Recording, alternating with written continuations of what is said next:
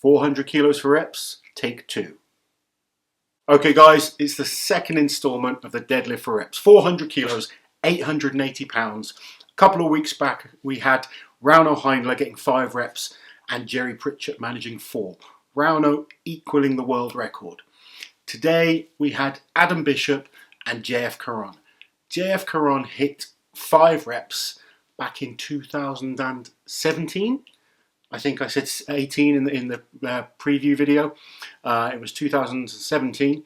5 reps along with Konstantin Janasha. Today the guys were attempting to break that record. Now I spoke to both of these guys and they both told me they were feeling good going into it. Training had gone really well. Adam Bishop looked so confident. Both of them were making their warm-ups look really, really easy. Unfortunately, we didn't get a new record. Both men ended up tying with 4 repetitions. So the question is, what went wrong? And maybe more importantly, did anything go wrong? There's probably, positives and negatives to both guys' attempts. Let's start with Adam Bishop. Started out amazingly. The first few reps were just flying up. 3rd rep went up nicely. On the 4th rep, just looked like he came out of line slightly. 5th rep, pulls it off the floor, comes out of line, and he gets caught in a situation where a lot of guys can actually hitch. Adam can't. He's such a technically good lifter that he lifts with clean, efficient technique all the time. He tried to kind of catch it on his knees and drag it up like some of the guys do, but it just took too much energy out of him, ended up going back to the floor, tried again to pull it, and unfortunately, he'd just given everything. And that small technical error cost him, I think, breaking the record. He was looking so good up until the 4th rep. He was pulling smoothly, looking really strong. I know how confident he was coming into this event. He really believed he could get 6 reps and get the record. He was even talking about 7 reps, and I don't know if 7 was there, but he was looking solid. He really pulled those first few reps really comfortably. Unfortunately, and it's not someone you'd expect a technical error from, but he came out of line, and with 400 kilos, these things happen. JF Caron, on the other hand, maybe not quite as technically as efficient as Adam, but an incredibly strong deadlifter and built perfectly for deadlifting as well. If I'm totally honest, I don't think he looked at his strongest. His first few reps were great, and you just expect that from such a huge deadlifter.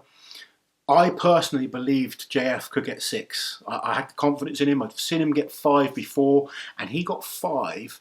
You have to remember, when he did 5, he travelled to the UK from Canada. It's a long trip anyway. They lost all his luggage. They lost all his kit. He literally was rushing around trying to find stuff. People lent him some kit. He went out there and got 5 reps. You think if a guy can do that under those conditions, then training specifically for this event, I thought maybe, just maybe, we could see 6. Unfortunately, it didn't happen. He got 4 reps, took his time, went for the 5th rep, and unfortunately, you see him kind of pull away with what looked like an injury.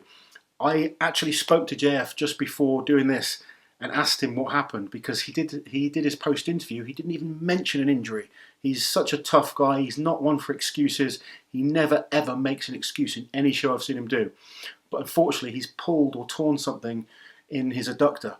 And it's sad to see, because we want to see these guys breaking records. We don't want to see them getting injured.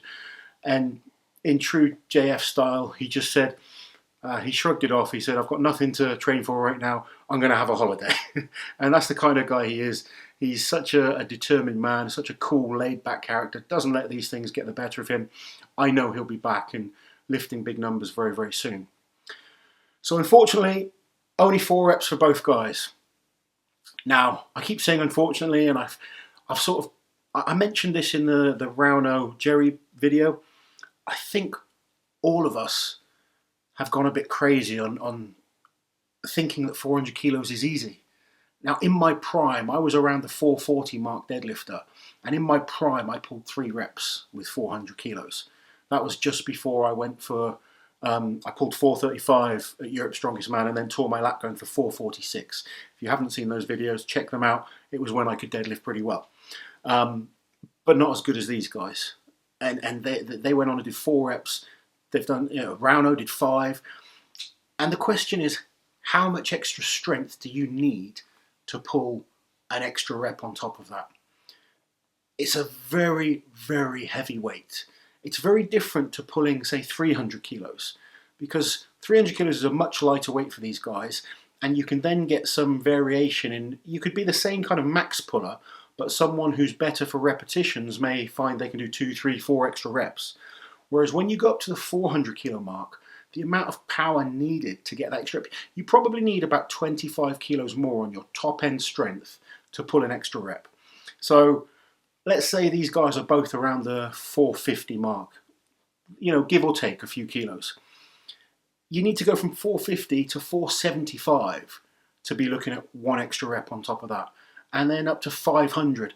The only guys I can really see hitting something like a 7 reps, maybe an 8, Thor Bjornsson and Prime Eddie Hall.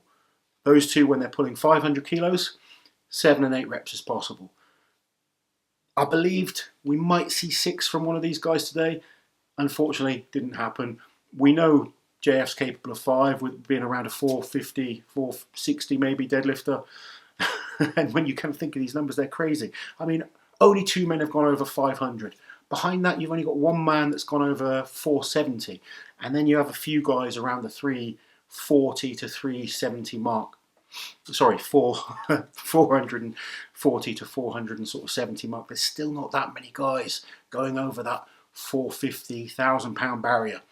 And you're just not going to get that many more reps. It doesn't matter if you're a really good repper at a lower weight.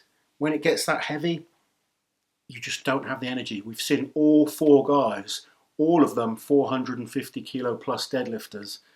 The best we've seen is 5 reps. It shows you how impressive the record is.